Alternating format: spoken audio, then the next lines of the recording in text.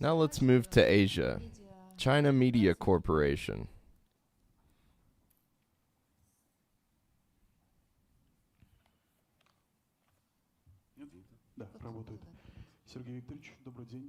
Good day, Sergey Viktorovich. I am a correspondent for China's Global Television Network here in Moscow, Russia. My name is Dmitry Maslik. China has been talking a lot about peace lately and that our world needs peace as well as non-confrontation and non-alignment.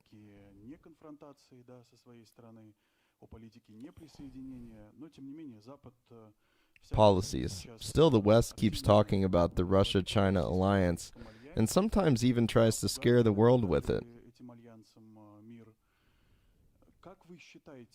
How typical of the West, breaking anything it does not find to its liking. Does Russia see any attempts by the West to cause trouble between Russia and China today, for example, through cyber attacks?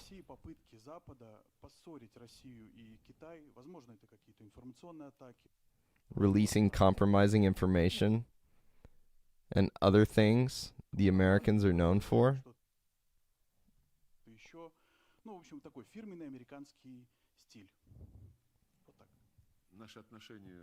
Our relations with the People's Republic of China are at their all-time high.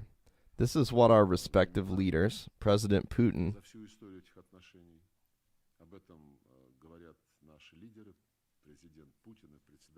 and President of the People's Republic of China, Xi Jinping, said. This is also set forth in the joint documents, the latest of which was adopted on February 4th, 2022, when the President of Russia visited China. It was titled Joint Statement of the Russian Federation and the People's Republic of China on the international relations entering a new era and the global sustainable development. What a powerful document. It covers all the key matters in today's world from the perspective of solidarity between our two countries. There was a time when our Chinese friends said that our relations were more than an alliance, but something stronger. We share pragmatic, trust-based, mutually respectful relations rooted in the balance of interests.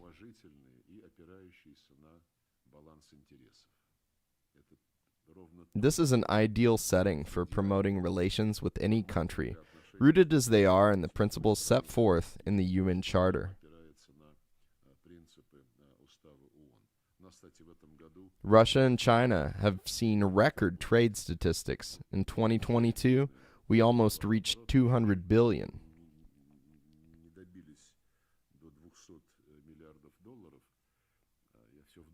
Oh, I keep counting in US dollars, but it is high time that I switch to rubles and yuan. We will probably make this transition soon. Moscow works closely with Beijing on the international stage, including within the United Nations, and our countries work together on fighting emerging challenges and threats within the SCO and BRICS. The EAEU cooperates with China to harmonize Eurasian integration with China's Belt and Road Initiative. There is military technical cooperation, and joint exercises. All this strengthens our strategic partnership, and the West sees this. You asked me whether we have any information on Western attempts to sow discord in our relations. This information is in plain view and is right there in the public domain. The United States drafts its strategy, including the National Security Doctrine and the Declaration on NATO-EU Cooperation, listing Russia and China in them. There is a small nuance, though. They view Russia as an immediate threat that they need to deal with right now, while designating China as the main long-term, serious, and system-wide challenge. The West believes that dealing with the Chinese threat will take more time. Many independent observers wrote that the Americans and Europeans are making a mistake by trying to contain both Russia and China at the same time. They probably think that they are capable of doing this. The United States would have never done this on its own. There must be no doubt about it. It was not a coincidence that they enslaved Europe and devoted it to serving its strategy of domination and nothing else. They are doing the same thing to Japan right now. They will probably try and draw New Zealand and Canada into AUKUS-like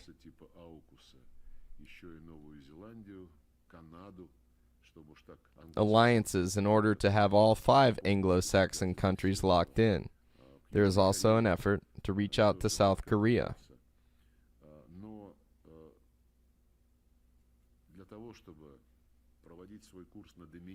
The Americans cannot carry out their policy of dominance, which primarily consists of constraining Russia and China on their own.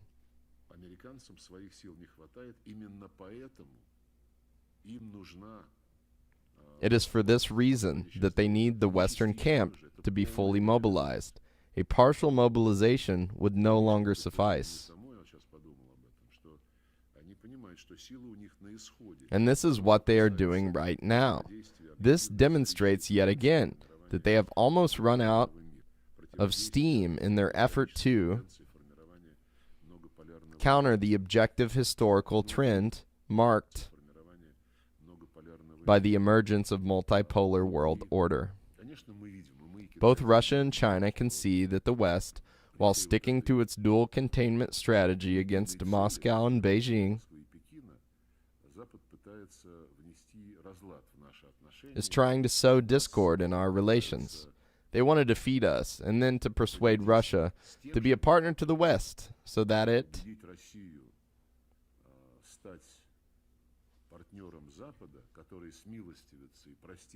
can show mercy and lift sanctions. This way, Russia would become a partner to the West and at least would not stand in the way of the Western efforts to contain China, or ideally would even contribute to these efforts. I don't know what kind of analysts devise theories of this kind over there, since they are clearly out of touch with reality. China and Russia are clear-eyed about these games. We do understand that China is integrated in the ongoing globalization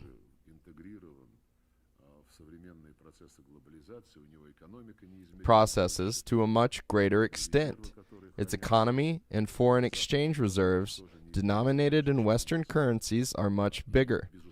Ending its dependence on the West would be much more complicated for China compared to the Russian Federation.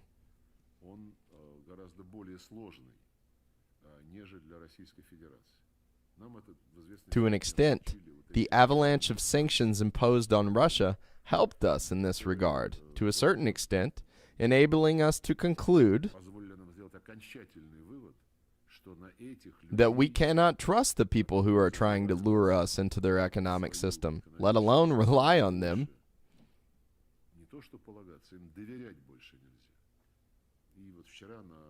During his meeting with government members yesterday, President Putin once again reaffirmed our policy priorities.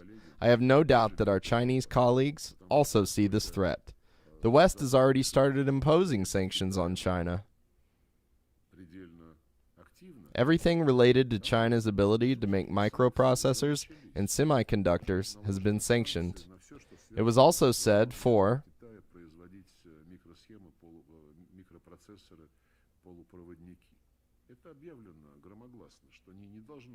everyone to hear that there must be no dependence on China in anything. They need to produce everything on their own. And the United States is about to bring its manufacturing capabilities back home. There will be more sanctions of this kind against Beijing in the future. while refraining from any steps that could undermine our practical relations or hurt economic operators. We are gradually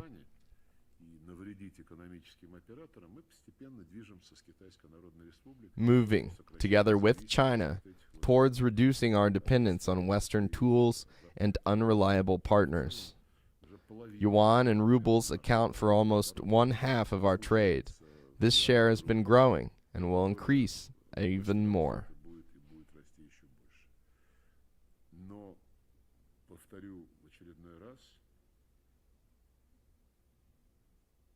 China understands all too well that the Western doctrine of starting with Russia and leaving China for later is no joke, and that the West will stick to delivering on this vision as long as it can walk, as the song goes. The West has already stated its position on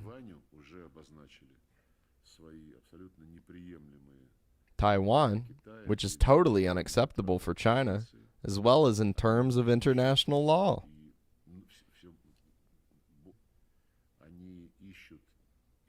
Irritate China on Tibet, Xinjiang, and Hong Kong. They are looking for new opportunities to.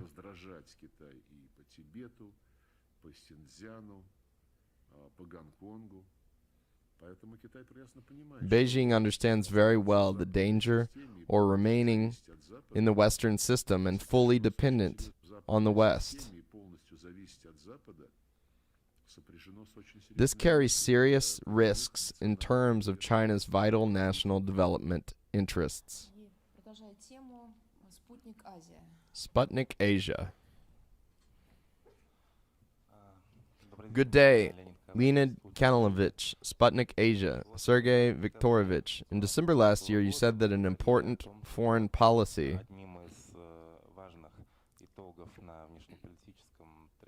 result of the year was that it finally became clear who can be negotiated with and who cannot be trusted.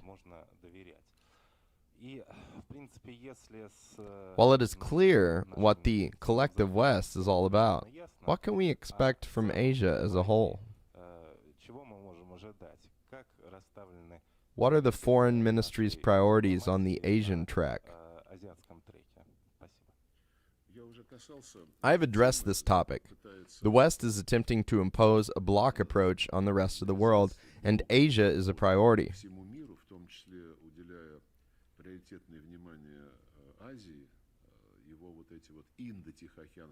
Its Indo-Pacific strategies, which are specifically designed to drive as many wedges as possible in relations between India and China, and involve India in the West's schemes, are an obvious approach. They have created AUKUS in a move that simultaneously humiliated France insofar as its planned supplies of submarines to Australia were concerned. It was announced that they would do that on their own. Their current policy is to expand this bloc format. A U.S.-Japanese summit was held a few days ago. It has become clear that Japan will become more militarized and will boost its military spending. New Zealand and South Korea are America's spare components in this process.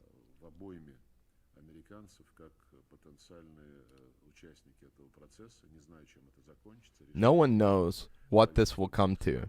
It is up to these countries' governments to decide. The plan is to disrupt organizations that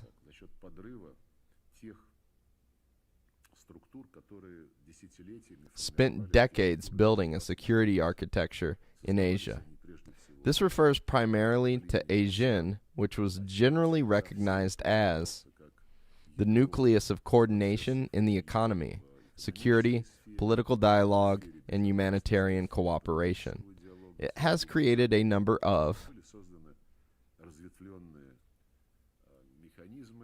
ramified mechanisms, dialogue formats between ASEAN and some of its partners, the East Asia summits involving 10 Asian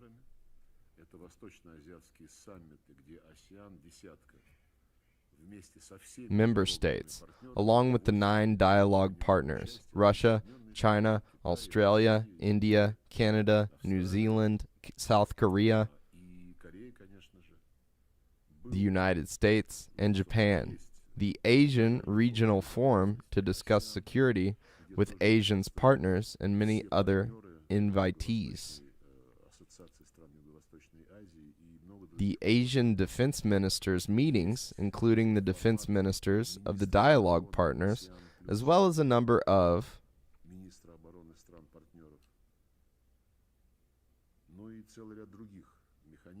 other mechanisms enabling the consideration of economic issues, disaster management, and humanitarian cooperation. Academics also held meetings. Formally, everything is still on paper, but a policy has been initiated to authorize a narrow block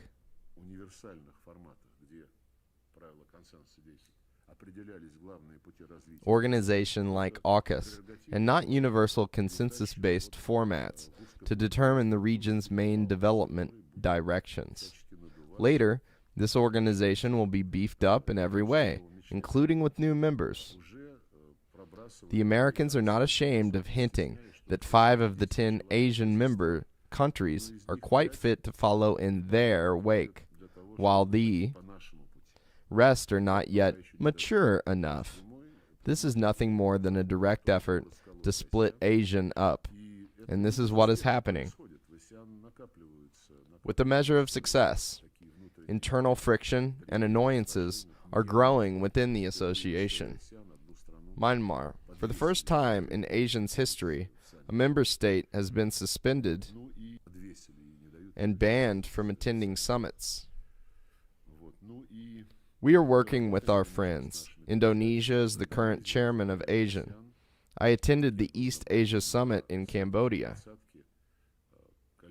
November 13th, 2022, and the G20 Summit in Bali, November 15th to 16th, 2022. Our colleagues from the region are concerned about the current developments. The relations with China were not without problems, but they have been long involved in a dialogue to find mutually acceptable solutions. What the West is doing now is aimed at subverting this dialogue, among other things. Once, the OSCE was also based on consensus, and it sought agreement and a balance of interests. Our Western colleagues have crushed this principle almost to the ground. The Polish chairmanship was particularly proactive in this respect in 2022.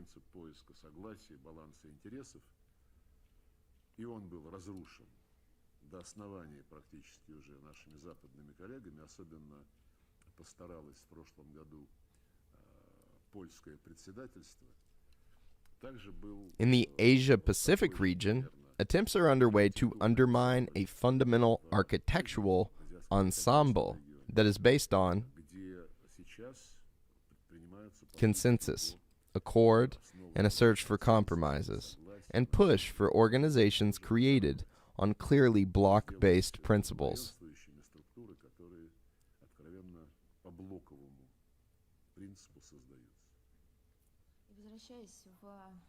Returning to Europe, I would like to go through the Eurasian companies.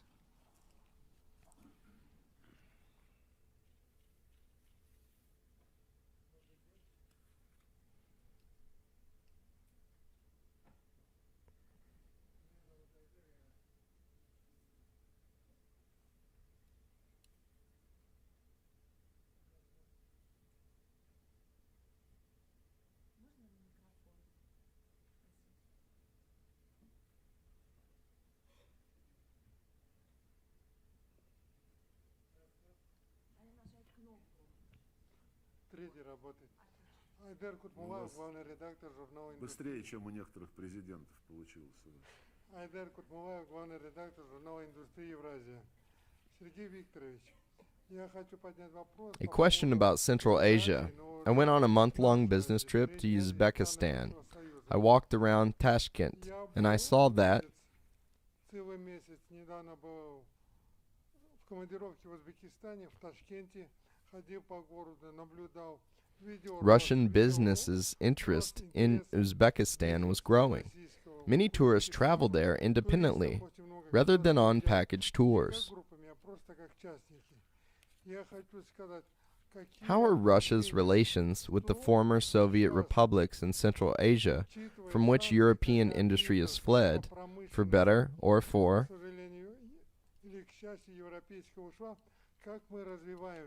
worse, developing in the context of sanctions?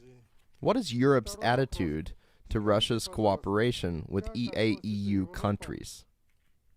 К отношениям России со странами бывшего Союза Евразийского экономического союза. Спасибо.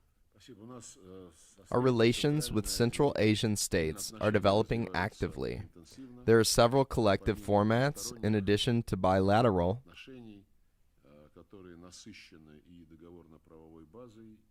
relations, which are based on a legal framework and many instruments, such as intergovernmental commissions on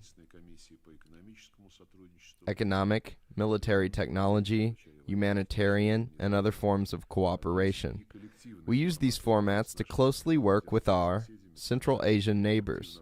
The most important of them are the CIS, the SCO, and, speaking about Kazakhstan and Kyrgyzstan, the EAEU, and the CSTO, where 3 Central Asian states, Kazakhstan, Kyrgyzstan, and Tajikistan, are full members. Over the past few years, we have been developing an additional 5+1 cooperation format, the 5 Central Asian states plus Russia. Several meetings have been held between our foreign ministers over the past 2 years. All our friends have supported this format. In autumn 2022, the first Russia-Central Asia Summit was held at the presidential level on the sidelines of the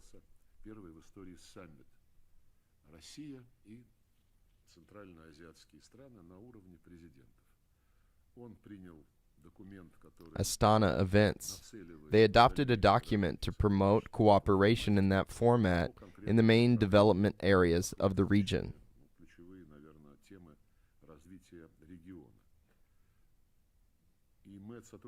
We will continue to develop this cooperation. As for other partners in Central Asia, their number is growing. Long before the current developments, interest in the region was displayed by all the main players, including the EU, the United States, Japan, India, China, Turkey, Iran, and South Korea.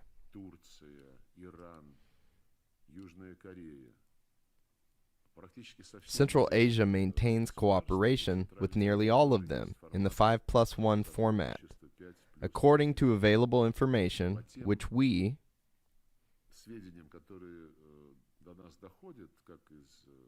receive from media reports and contacts with our Central Asian partners, it can be said that not all of our colleagues' work in Central Asia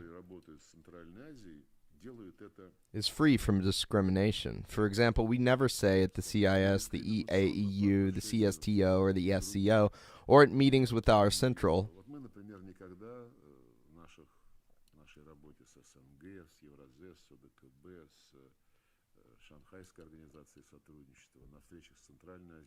Asian colleagues that they should not cooperate with certain countries because we must act together against them. We never do that, while the United States, the EU, and Japan do. They openly say during meetings with their Central Asian partners that they should not rely on Russia, which will lose the war with the West. They make no secret of the fact that we are not fighting Ukraine, but the West, and that they should put their stakes on the winning side. This is exactly how they put it. It is a fresh demonstration of the manners and mentality of our Western partners, in the broad sense of the word. Оказывается, помимо They not only use verbal arguments, but apply serious pressure, threatening our partners with the loss of their markets and угрозами, что вы потеряете наши рынки, вы потеряете те инвестиции, которые мы собирались в ваши страны делать. potential investments in their economies. Не смейте They сказать insist России. that they do not help Russia to evade the sanctions. Ну да, в каких-то случаях Some of our Central Asian and other partners have to bear in mind Центральная Азия. that some companies with business projects То, что если у них есть компании, которые имеют свои проекты по всему миру, around the world might refuse to fully comply with the sanctions. Some companies are ready for that. но есть компании, которые готовы на это идти. И мы не настаиваем, чтобы все We do not insist that all economic operators in every friendly country begin the morning by speaking out against Russian sanctions. Нет, нам достаточно того, что It is enough for us that none of them have joined the sanctions and that we are working closely with them, с каждым, just as with our partners с in каждым нашим партнером в других регионах other regions, and looking for new mechanisms and cooperation instruments which will not depend сотрудничества, которые не будут зависеть от on the whims and fancies of our Western colleagues. западных коллег. Анса Италия. Анса Италия. Ansa, Italian News Agency. I apologize for asking my question in English. I apologize for asking my question in English. President Zelensky The Italian Prime Minister said that Italian Prime Minister Giorgia Meloni is going to visit Kiev soon, and he appreciates Italy's position, its support for Ukraine. At the same time, Italian Foreign Minister Antonio Tajani said that Italy is strongly in favor of a diplomatic solution and the mediation of the UN and China. How do you evaluate Italy's position in general? And of course, as a consequence, the relations between Russia and Italy. Италия, она примерно To us, Italy is similar to the position of Greece and Cyprus, which I already talked about. в том смысле, что это были In the past years, these countries were among the friendliest countries to us. дружественные. We held a huge number of joint cultural and У нас было огромное количество совместных мероприятий, культурных, образовательных. educational events. Экономика была The economy also served our common interests. We were somewhat surprised at the speed with which И та стремительность, с которой Италия перешла не просто в стан тех, кто подписал Italy signed on to sanctions and even a leader of anti-Russian actions and rhetoric under the previous government. действий, антироссийской риторики, ну, по крайней мере, при прошлом правительстве, она, конечно, была несколько... I like Italian people a lot. Their traditions and outlook on life are very similar to that of many peoples in the Russian Federation. Его традиции, его отношение к жизни во многом совпадает с тем, как относятся к жизни многие народы Российской Федерации, на Кавказе, например. Но и In the в Москве Caucasus, тоже for вы instance, найдете in Moscow and St. Petersburg, you can find people who sincerely love the way Italians look at life. И осмелюсь сказать, что то, I как dare сейчас say that the way Италия Italy is reacting to the current developments reflects the course of aggressive confrontation dictated to Europe. реализованную Европе линию такой агрессивной конфронтации, нежели Rather than the interests of the Italian people. I do not see how the Italian people would be interested in creating new barriers, cutting off создавать новые барьеры, обрубать связи, прекращать connections and transport links, and in general fencing themselves off and building a new wall. строить какую-то новую стену. Так что я надеюсь, что You have a coalition there. I heard that recently Silvio Berlusconi spoke several times and gave an assessment of his выступал господин Берлускони, который тоже давал оценку тому, как он вносил вклад в contribution to building Russia-NATO relations. It was he who initiated the 2002 summit in Practica de Mar that convened on the basis on the Russia-NATO Founding Act of 1997. There were hopes related to Russia's and NATO's commitment. I want to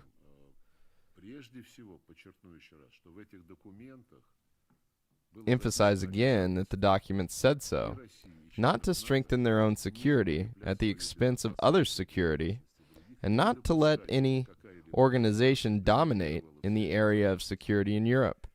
I do not think that I need to explain who violated this commitment. As for calls to hold talks, pretty much everyone is doing that these days. And then U.S. National Security Advisor to the President, Jake Sullivan, would say at a news conference, as he does from time to time, that this is not the time for talks. They need to help Ukraine improve its position on the battlefield. The Western Europe do not have a common approach to finding a peace settlement. They say it all just for television and the newspapers, to show that they are for a peace settlement.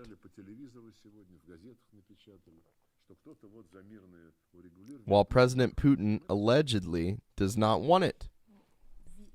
We understand why they are doing this. I felt jealousy from others in the Latin American press when you spoke about sympathy for the Italian people. It looks like the Cuban people have something to add to that.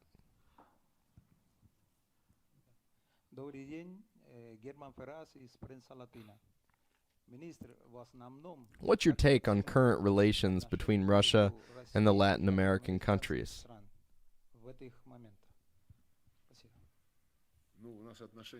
As with almost all developing regions around the world, I believe our relations with Latin America are on the rise. We have created a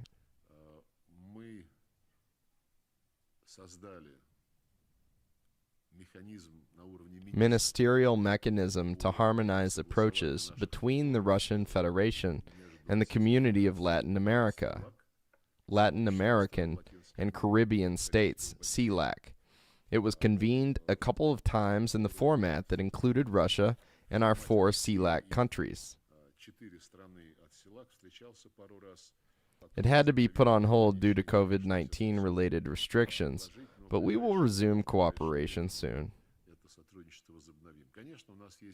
Of course, there are countries, primarily Cuba, Venezuela, and Nicaragua, with which we have longer standing, deeper, and more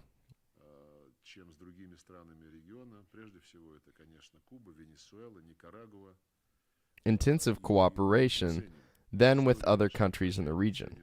We appreciate the history of our relations and solidarity on most international political issues. We always support each other during voting at the UN General Assembly. As you may be aware, Cuba has been under illegal and unilateral U.S. sanctions since the Cuban Revolution. The United States is the only country that votes for keeping these sanctions in place. Sometimes other island nations side with them, as now Ukraine. However, the overwhelming majority of all UN members vote for lifting this illegal blockade immediately.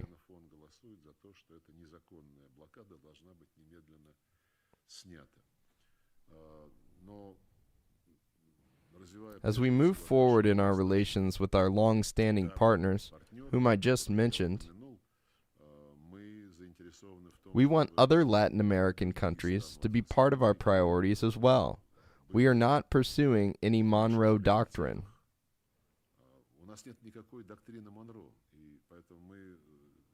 When we come to a region, we are not carrying along any risks or threats to subsume a particular country into our orbit,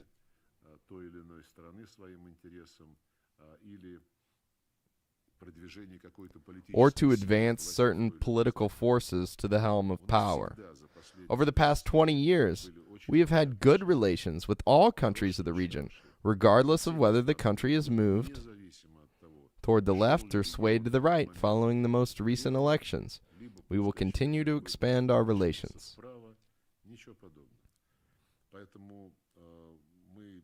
будем развивать отношения и дальше.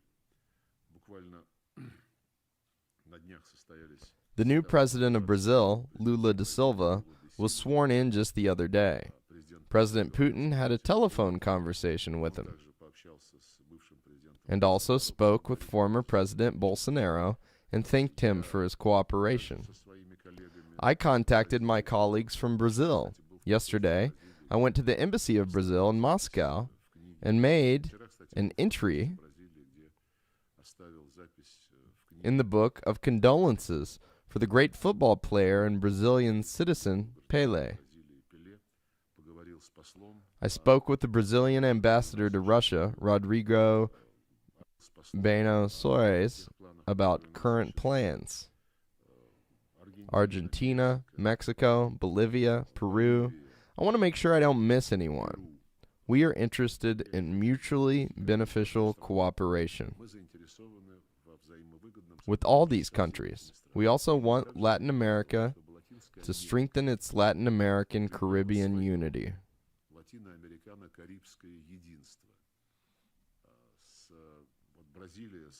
As I understand, Brazil said that it is about to rejoin CELAC, which will allow this pan-regional association to resume its activities soon. We hope that CELAC will make its voice heard in the process of addressing key issues that are arising as this very multipolar world that we are all talking about is in the process of taking shape. Brazil is a BRICS member. Argentina has also announced its interest in joining this association. As far as I understand, several other Latin American countries are also planning to join. At this point, we are ready to cooperate through the BRICS Plus format. The 5 association members see eye to eye with us on this score. We have teamed up with our Chinese friends to approve the criteria for other countries wanting to join BRICS. Speaking about the Latin American region's interests, it would make sense for CELAC to consider items on the BRICS agenda.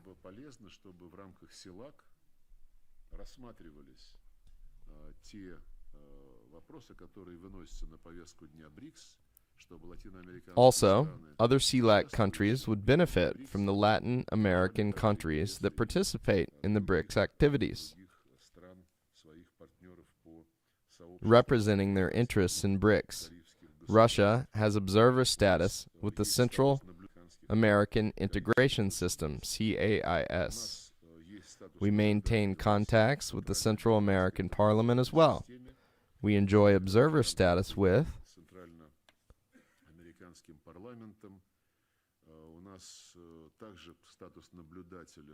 the Association of Caribbean States. We maintain regular contacts with the South American Common Market, Mercosur, the Andean Community, and the ALBA Association, which, as I understand, is on its way to finding a second wind, which is a very welcome development. We appreciate the fact that not a single Latin American or Caribbean country, with the exception of the Bahamas, joined the anti-Russian sanctions. As a result, Russian exports to Latin America increased by almost 10% last year.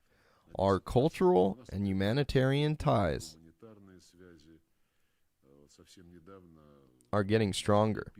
Not long ago, Moscow, St. Petersburg, and several other Russian cities marked the 100th anniversary of the birth of outstanding scientist Yuri Gnorizov, who is known to have deciphered the Mayan script, for which he is held in high esteem in Mexico and other countries of the region. Thousands of Latin American students, mostly Cubans, study at our universities. Tours to Cuba, Venezuela, and other countries of the region with great resort destinations have become increasingly popular. We have visa-free travel arrangements with 27 out of 33 Latin American and Caribbean countries,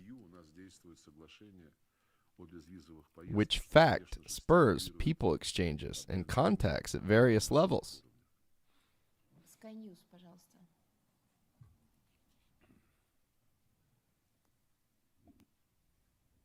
Thank you for taking my question. Diana Magnus from Sky News. Thank you for taking my question, Diana Magnus, Sky News. You talked about respect for the UN Charter. What respect for international law were you showing when you sent troops into Ukraine on February 24th and then make claim on Ukrainian territories that you did not control then and still do not control? The question of respecting the UN Charter is much broader than your simple question suggests.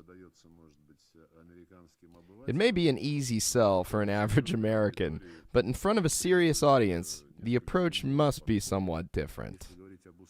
At the beginning of this news conference, I referred to the sovereign equality of states as a key principle in the UN Charter.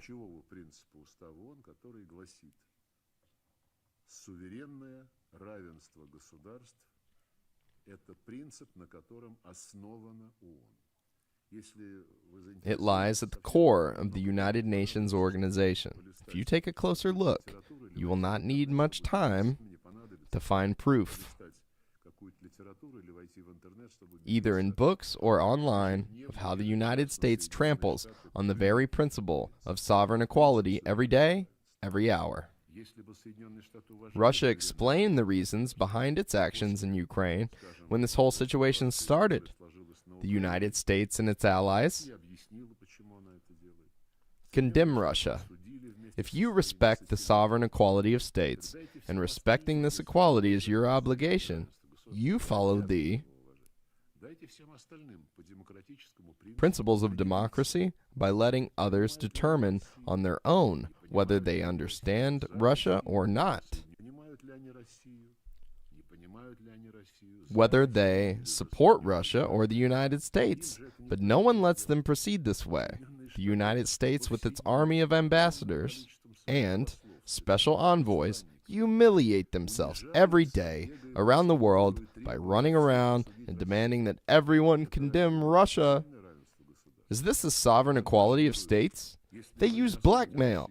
The Americans say that if these countries do not condemn Russia, they should keep in mind that they have money in their accounts with Chase Manhattan Bank, while their children are enrolled in Stanford. That is what they say. How unworthy and humiliating for a great power. The UN Charter is not that big a document. You can read it if you are interested. It sets forth sovereign equality of states and self-determination of nations, which comes first in the text as the main principles, along with the territorial integrity of states. The Charter mentions these two principles, self-determination and the territorial integrity of states, as being at the same level.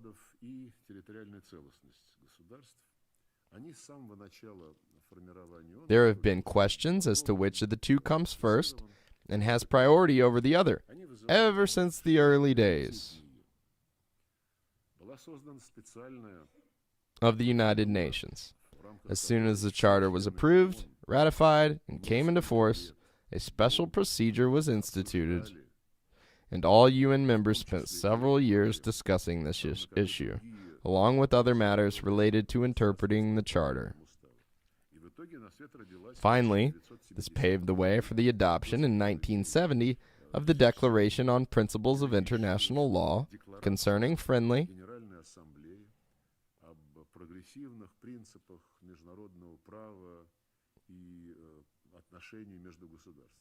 relations and cooperation among states in accordance with the Charter of the United Nations, which remains in full force and effect to this day.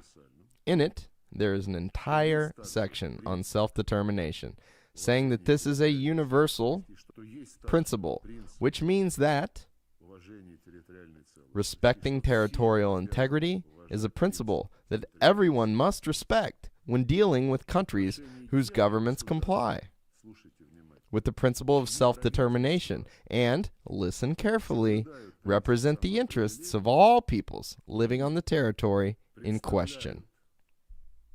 Интересы всех народов, живущих на данной территории. То есть Under the Charter, we must respect the territorial integrity of states representing the entire population of their countries. население своей страны. Когда в 2014 году A coup against the government happened in Ukraine in 2014 after Undersecretary of State went to war воевать против собственного, against their own people. тогда, кстати, сожгли They burned 48 people alive in Odessa's trade union house. Союза. There is video evidence out there for Видеокадры, доступные всем. everyone to see. You don't even have to institute a tribunal. Там есть фамилии, Just look at the footage and hand down a guilty verdict. по, There are last names of people firing their guns at civilians, trying to save themselves from the fire by jumping through windows. It is all there. власти. Instead, the Ukrainian authorities opened criminal cases against those who perished in the fire. Вся прогрессивная And all the progressives in the international community follow America's rules by turning a blind eye to this entire situation. интереса к этой ситуации. Там много было событий. Many of the events there constitute war crimes. Разве можно считать, How can those who came to power be considered a government representing the interests of the entire Ukrainian population в тех ее границах? within its borders? How can the Poroshenko administration be considered such a government if he became president thanks to Что он через неделю заключил his promise to make peace in Donbass within a week, but soon started claiming that they would finish the Donbass people off? что мы, украинцы, That their own children would go to schools and kindergartens, while children in Donbass would shelter in а эти basements. дети на Донбассе, говорил президент страны, чьей частью являлся Донбасс, будут жить по подвалам.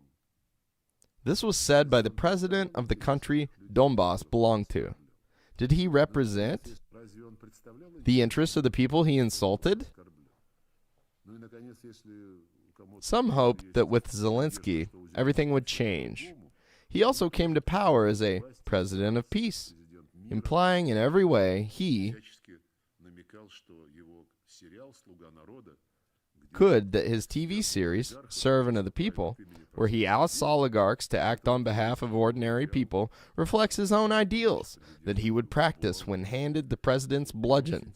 But in a November 2021 interview, I have already cited it, в одном из интервью when asked about people living in Donbass, he said that they aren't people, but creatures. о людях, которые Earlier, in August 2021, he suggested that all people who live in Ukraine and identify as Russians should get out and go to Russia for the sake of their children and grandchildren. по языку ощущает себя русским, то ради блага этого человека, ради блага его детей, ради блага его внуков, пусть они убираются в Россию.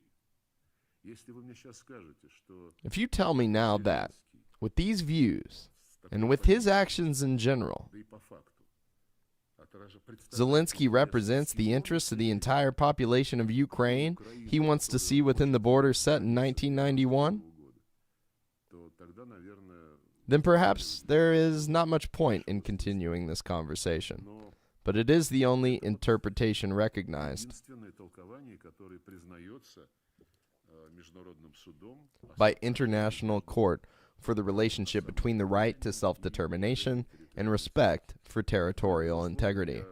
I would like to hear what American journalists think about the aggression against Yugoslavia. я уже Back then, Time magazine came отношение журналистов США к агрессии против Югославии, когда журнал Time вышел с обложкой через массовые бомбардировки. out with a cover saying, "Bringing the Serbs to heel, a massive bombing attack opens the door to peace." You can probably find archives of the U.S. media coverage of the war against Iraq, the war against Libya, the U.S. invasion of Syria and Afghanistan. Напротив запрещается вторжение Соединенных Штатов в Сирию. Было бы интересно, в Афганистан как освещался, где просто чуть там кто-то пошевелился, There, if anybody so much as moved, they were fired on with cluster bombs. How many weddings did they wipe out? It would be interesting to compare. I gave you a justification of our actions from the perspective of international law. The Donetsk and Lugansk People's Republics could not exist under a government that openly declared them terrorists, savages, subhumans, and daily bomb their kindergartens and schools. There was an incident in Donetsk just recently. One Ukrainian expert described how it happened. Everybody realized that Ukraine's anti-aircraft defense, despite all rules of war and international humanitarian law, was based in residential neighborhoods. The operation of one such system resulted in a missile falling on a residential building. Over the 8 years of Kiev's aggression,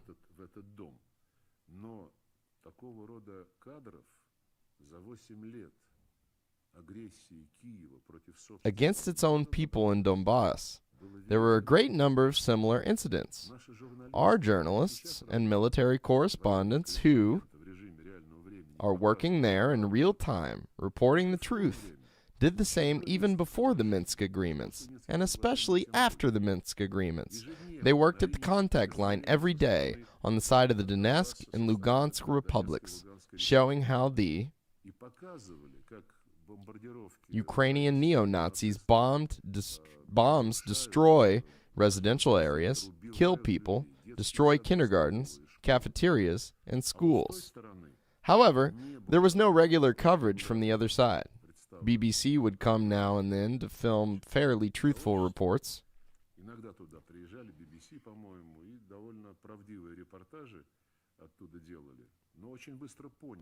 But they soon realized what their reports confirmed. There is much less damage to civilian infrastructure on the Ukrainian side.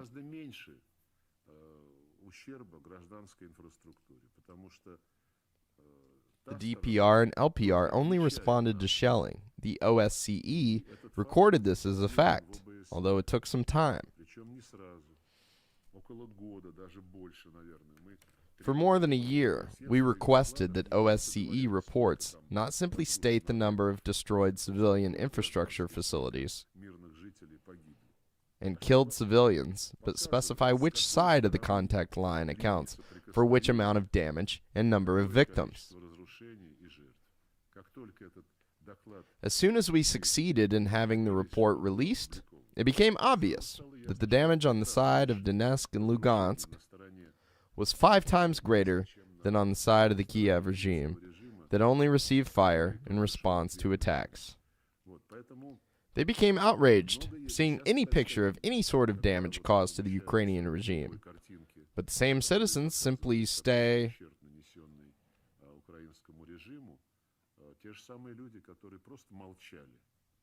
silent about the heartbreaking pictures of what the Ukrainian neo-Nazis did to civilians, to children, seniors, and women.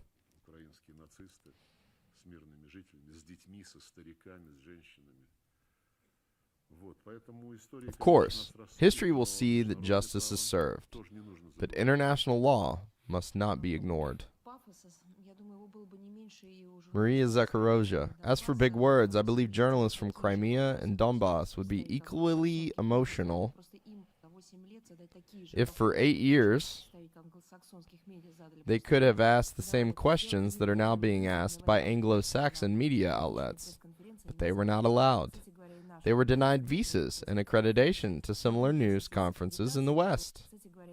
By the way, our accredited journalists were also denied the possibility of not only asking questions, but even attending such events.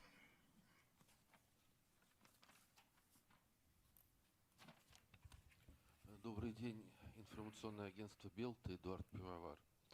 Сергей Викторович, насколько известно, вы завтра... As far as we know, you are planning to visit Minsk tomorrow.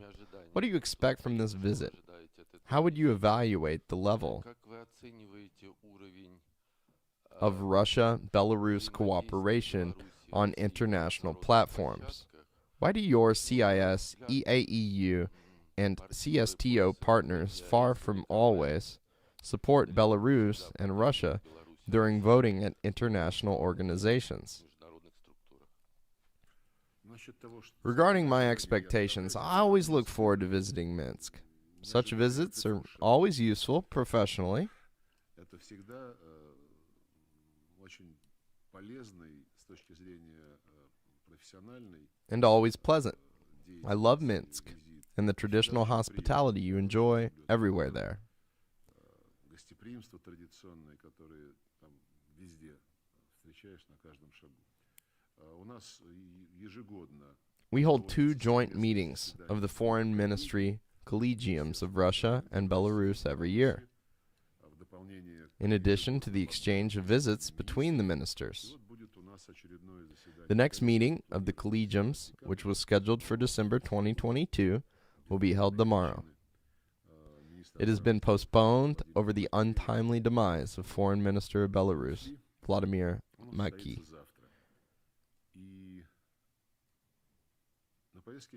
The agenda includes the issues we are discussing right now: the New World Order and relations with NATO, the EU,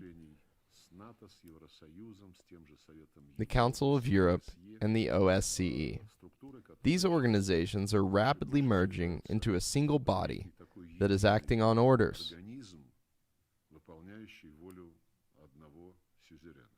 from its master, the United States. We can also see signs of this at the OSCE.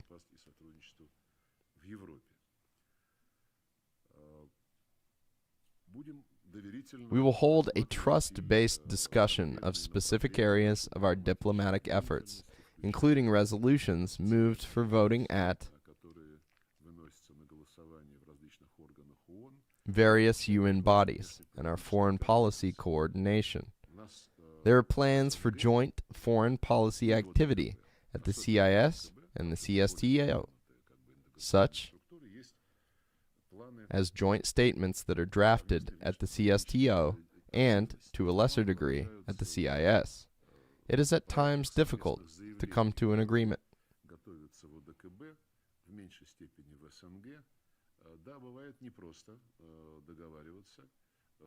Our CSTO partners have problems that appear in relations with the West or because of its pressure.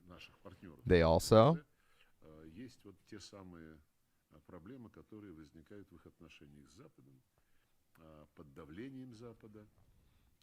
have economic problems. We are working jointly with our Belarusian friends to promote a very simple line. All of us want diversity. Мы нашими белорусскими друзьями стараемся проводить линию очень простую. Все за многовекторность. Никто не хочет Nobody wants its ties with its partners to be artificially restricted. They do not want to have master-servant ties, but relations between 2 equal states based on a balance of their interests. The discussion of projects should create benefits for both or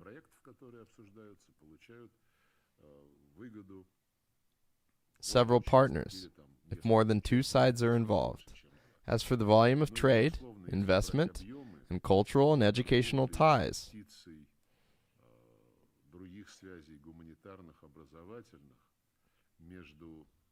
among CSTO members, it is much larger than what the West is doing in the post-Soviet space.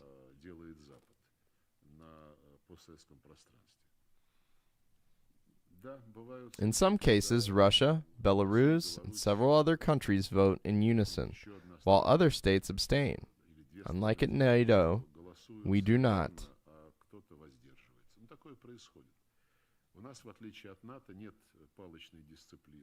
Use the discipline of the rod. At NATO, any deviation from the approved line is regarded as taboo. Some countries have expressed disagreement with NATO's aggressive line in the Ukrainian crisis, with how inflexible and uncreative it is being. насколько There is not much и нетворчески себя ведет, вот эта критика, она звучит. criticism, but it exists. А вот при голосовании However, they vote as they are told to. все I believe that this kind of heavy-handed discipline is harmful. эта палочная дисциплина, она вредна. Хотелось бы, безусловно, We would like to see absolute solidarity within the framework of our union structures. We are working on it. это требует разъяснений, This calls for explanations and a customized approach to each particular case. в том числе давайте не будем It is no secret that we have problems connected with the situation in Armenia. связанные с Our Armenian friends are promoting the idea of Арменией, когда наши армянские друзья продвигали необходимость направления миссии ОДКБ на границу. sending a CSTO mission to ensure stability on the border with Azerbaijan. We have coordinated a document on the parameters of such a mission during a summit meeting in Yerevan, but we failed to adopt it because our Armenian colleagues insisted on adding Армянские коллеги стали настаивать, чтобы в этом документе было a clause condemning Azerbaijan. We explain that anyone can condemn, make rhetorical statements, and put forth their если речь идет об риторике, об изложении позиций, то здесь positions. But if we want to send a CSTO mission, this decision will not be based on external indicators не обязательно обусловлено какими-то внешними признаками. or sharply worded более statements. жесткими. У нас до сих пор остается We are still ready to send a CSTO mission to the Armenia-Azerbaijan border. However, although we are allies and the mission Тем has не менее, несмотря на то, что мы союзники, несмотря на been created, the Armenian side chose to negotiate with the EU on deploying a civilian observer mission there on a long-term basis. на основе разместилась миссия гражданских наблюдателей. Ну, это, собственно говоря, право. Armenia has a right to do this. However, it should be remembered that the issue concerns the border with Azerbaijan. If a mission is deployed there without its approval, it will be counterproductive. Instead of strengthening confidence on the border, Укрепление доверия на границе, она будет it might create additional irritants. This is the objective situation. объективная ситуация. Тут в каждом из наших We регионов must take a creative approach to every CSTO region, that is, Central Asia and the South Caucasus, and we must thoroughly безусловно, understand the complexity of the problems that arise within the development framework of each member state. They are being каждого из наших государств. Потому что все это происходит на каждом, pressured. оказывается, We pointed out that many external partners would like to develop special relations партнеров хотят давления. По with Центральной Central Азии Asia. говорили, сколько Some of внешних партнеров them are interested in adding security issues to their cooperation plans. All our partners know very well that there should be no безопасности включать в планы сотрудничества. Но все наши партнеры, мы, естественно, с ними это откровенно обсуждаем, они прекрасно понимают и подчеркивают, что contradictions with their obligations within the CSTO. обязательства Our Armenian friends have assured us that they are aware of this. безопасности не будет. Такие же заверения дают и наши армянские друзья. В общем, здесь нужно We need an open and honest conversation between the presidents, like at the CSTO summit in Yerevan. откровенный, честный разговор президентов. Ему предшествовал откровенный, честный разговор. It was preceded by a conversation between our foreign ministers and their experts. We must openly talk about the concerns Любые озабоченности, любые сложности, которые and problems of all sides. When we speak openly, we can always find a joint solution. мы всегда сможем найти решение совместное. Ну, и, наверное, завершающий There's вопрос. time for the final two questions. Недружественным странам, если они Lavrov, give them from two unfriendly countries if they are here. Zarova, if any unfriendly countries are here, identify yourselves. Вот Here, Japanese media.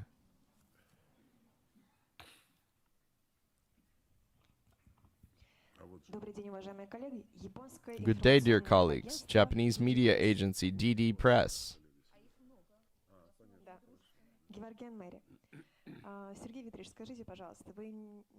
You mentioned Japan on multiple occasions in light of its ongoing militarization. How does the buildup of military capacity affect Russia? Japan interaction. Can we still talk about interaction and cooperation channels between the two countries? Mikhail Galuzin stepped down as Russian ambassador to Japan in November 2022. Will there be a replacement? And as an Armenian, I cannot skip the Lock-in corridor issue. Where do we stand in the settlement?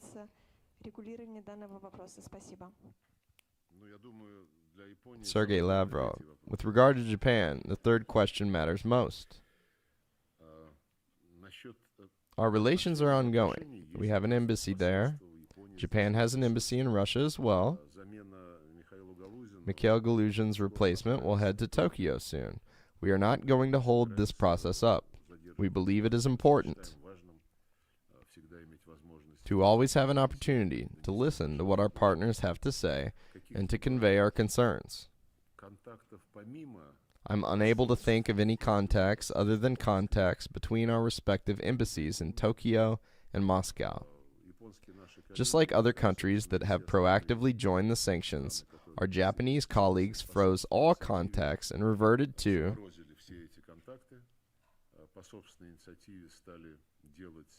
fairly arrogant and bellicose rhetoric. We listen to what they are telling us. Similarly to our response to NATO strengthening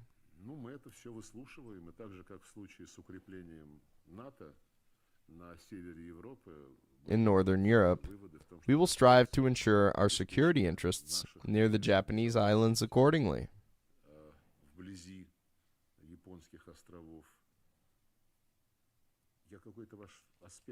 I missed some aspect of the first question you asked. It's about a relationship. I said a relationship is not enough. I also asked you about Japan's military buildup. What can you say about it?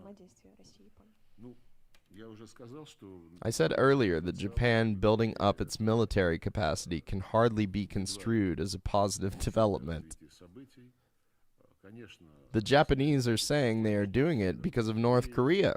However, everyone knows that they also have Russia and the People's Republic of China in mind. The Americans openly encourage Japan to build up its military infrastructure capacity. The idea to revise the Constitution has been put on the table where the Japanese armed forces will lose what's left of their pacifist veneer and be able to engage in military operations abroad. This hardly chimes with Japan's interest in normalizing relations with the Russian Federation.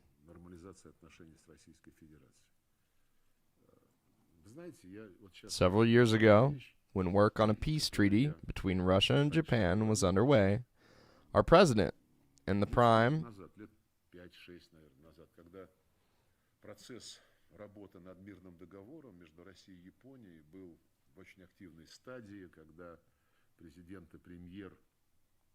Minister of Japan reviewed language and draft documents during their regular meetings, while ministers, deputy ministers, and experts worked in between these meetings.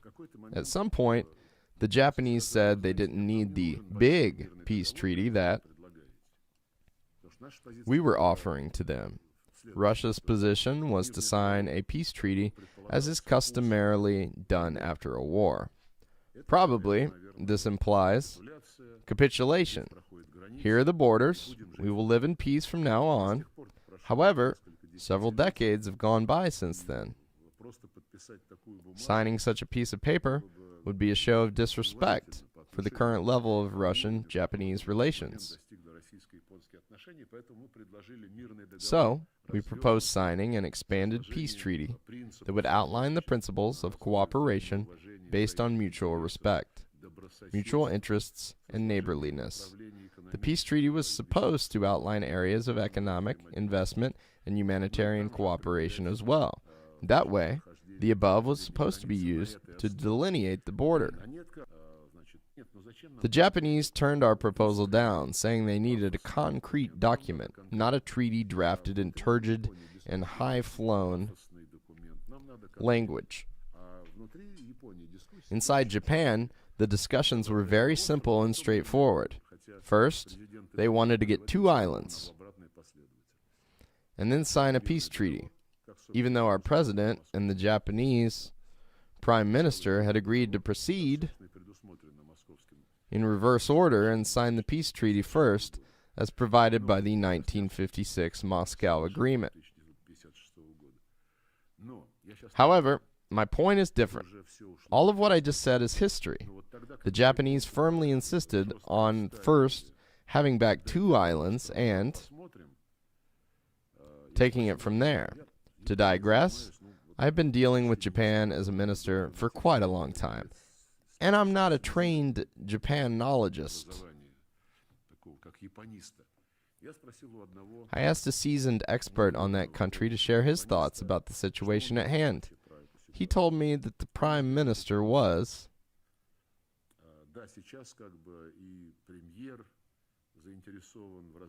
interested in promoting relations with Russia. There were regular contacts, and cultural events were ongoing.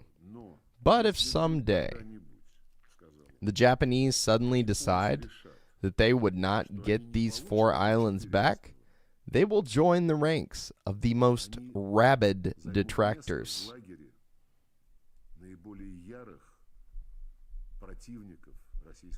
of the Russian Federation. I'm just citing him. I won't even comment on that. In 2022, as usual, the UN General Assembly was voting on the Russian resolution, quote, combating glorification of Nazism, unquote. Japan, Germany, and Italy voted against for the first time ever. Before that, they abstained. Now that we see Ukraine,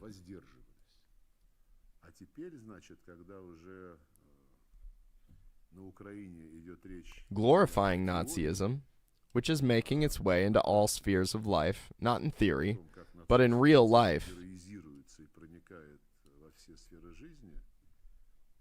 This vote by the 3 former Axis powers had a symbolic ring to it.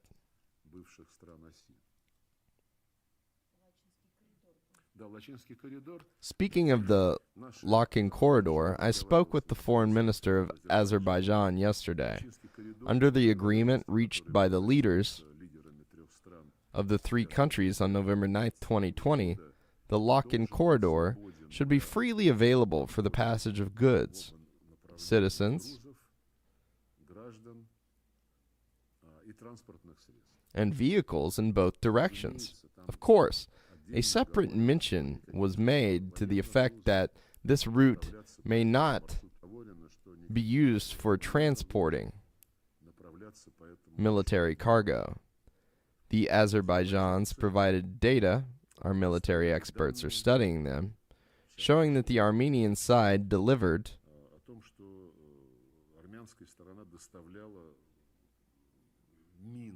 mines via the corridor, which is used to mine areas near the Azerbaijani positions, in violation of the tripartite agreements.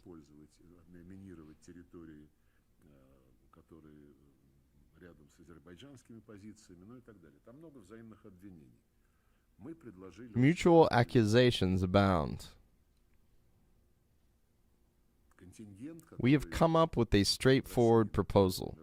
Under the tripartite agreement, the Russian peacekeeping contingent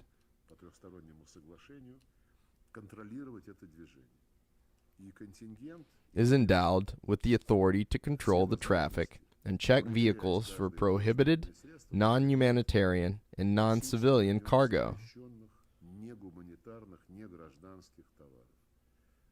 Meetings between representatives of Azerbaijan and representatives of Nagorno-Karabakh, with the participation of the commander of the Russian contingent were held the other day. I think this issue will be resolved soon. Ну, и если позволите, дружеским Let's have a friendly nation ask the final question. Russia 24. Это святое. Да. Вот последние ряды. Сейчас практически 3 часа. Ой, извините, It's almost been 3 hours. практически 3 уже. Сергей Викторович, здравствуйте. Варвара Невская, Россия 24. Hello, Sergey Viktorovich. Здравствуйте, Варвара Невская, Россия Barbara 24. Neveksaya, Russia 24. We have not said a single word about Africa. In an interview with RIA Novosti earlier today, the South African foreign minister called on the U.S. Congress to drop an anti-Russia bill they were planning to consider. The bill provides for the U.S. punishing African states that continue to cooperate with Russia. Madam Minister spoke at length about the unacceptability of the West's colonial policy and the impossibility of unilateral sanctions against our country. What is Moscow's view of this U.S. bill to oppose Russia's activities in Africa? How would it influence Russia's cooperation with the countries in that region? My perspective on this bill is the same as South African Foreign Minister Naledi Pandor's. As to how it would influence our relations with Africa, I think her comments already hold the answer. Not every African country will be able to express its position through its official representative as clearly as South Africa did. In some cases, subjective factors of a personal nature will have an effect. Some of our African colleagues may come up with a less principled position. But I have no doubt whatsoever that in their hearts, even those who do not comment on U.S. provocations like this do believe that this bill is harmful, primarily to the Africans. First, they are not regarded as equal. This is clearly a colonial mentality in a new dimension. Second, when Mike Pompeo was Secretary of State in the Trump administration, he traveled to Africa, where he addressed public events and news conferences, urging everyone to discontinue trade with Russia and China because, allegedly, Russia and China were out for gain to the detriment of African interests, while America had commerce with African countries solely in order for them to develop and build democracy. It's as simple as that. These claims are accepted everywhere in the world, including in Africa, for what they deservedly are. Russia and Africa are planning to hold a second Russia-Africa summit on July 23rd to 26th, 2023 in St. Petersburg. We are preparing a series of events for the summit, including a business forum. We are drafting documents to reset cooperation. Mechanisms in this environment of sanctions and threats you mentioned in the context of this U.S. bill.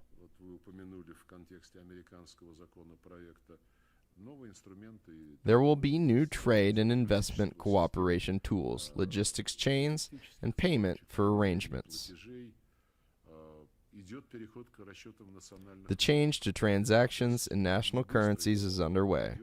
This process is not a rapid one, but it is gaining momentum.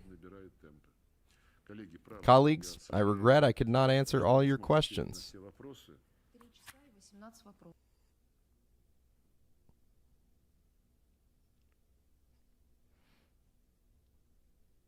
All right. Well, hopefully you guys can see me now. As I always say, I make those as audiobooks for Americans that don't want to sit and read subtitles for an hour, which is probably 99% of everyday Americans. So I make that as a little audiobook you can listen to, go for a walk, and get the perspective on what's happening in Russia. That is Michael Rossi, Professor Michael Rossi, Dr. Rossi at, I believe, Rutgers. He makes those translations. They take him about that. He said that one took him 9 to 10 hours to make. So if you want to support anybody for that video, be sure to support Michael first. His Patreon is in the description, and if you got anything left over, you can go to mine, whichever. But I hope you got something out of that. I learned a lot. So thank you, Michael Rossi, and thank you, Lavrov. I love y'all. God bless. Have a good night. Peace, especially in Eurasia.